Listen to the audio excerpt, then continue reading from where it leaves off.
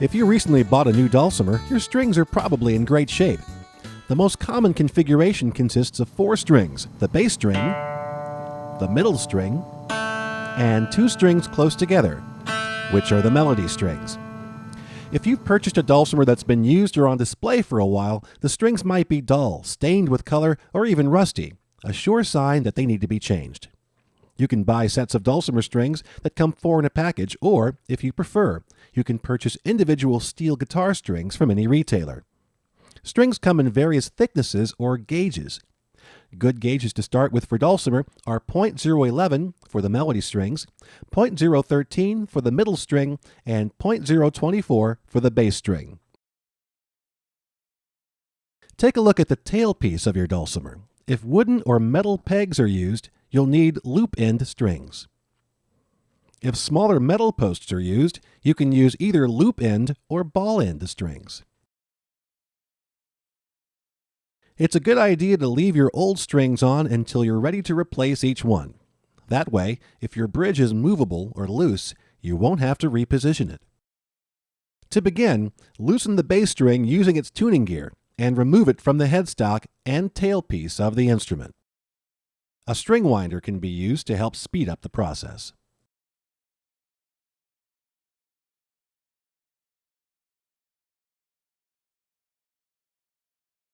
Uncoil the new string and attach it to the tailpiece. Then, carefully thread the pointy end through the hole in the tuning machine.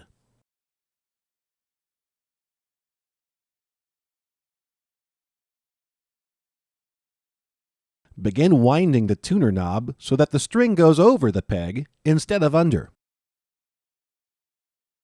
Be sure to take up any slack.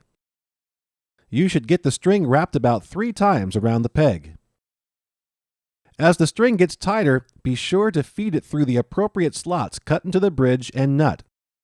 Your dulcimer may be set up for equidistant spacing as well as traditional spacing, meaning you'll have an additional 2 slots in the bridge and nut.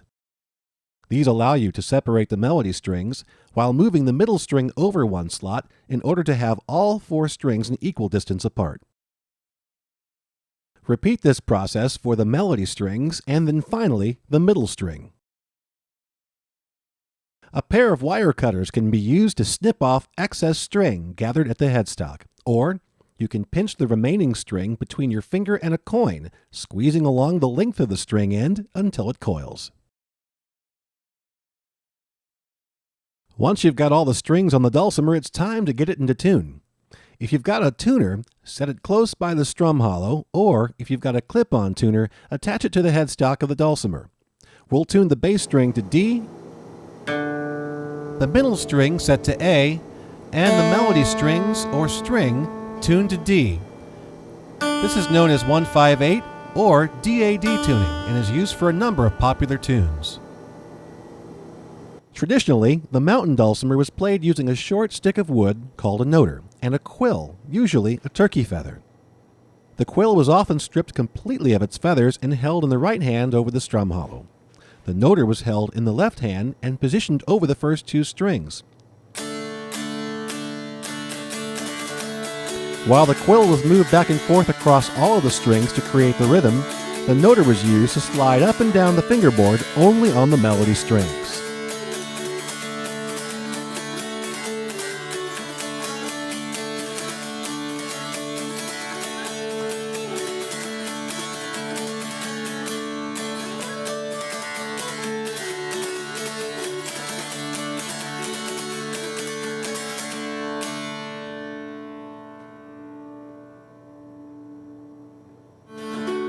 A more modern approach involves using a pick in the right hand, and the fingers and thumb of the left hand are used to press down on the strings.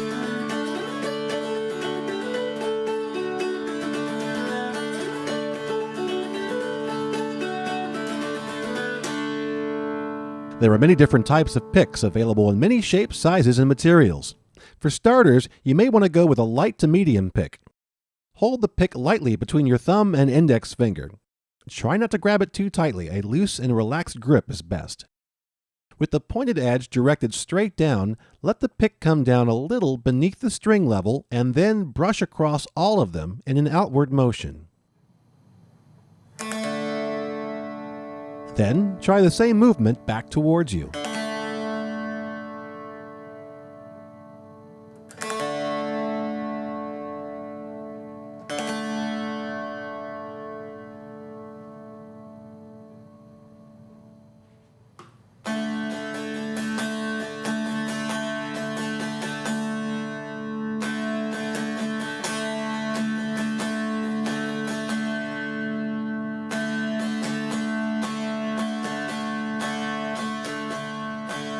To play or fret a note, place your index finger on top of the melody strings just to the left of the 3rd fret, but don't push down.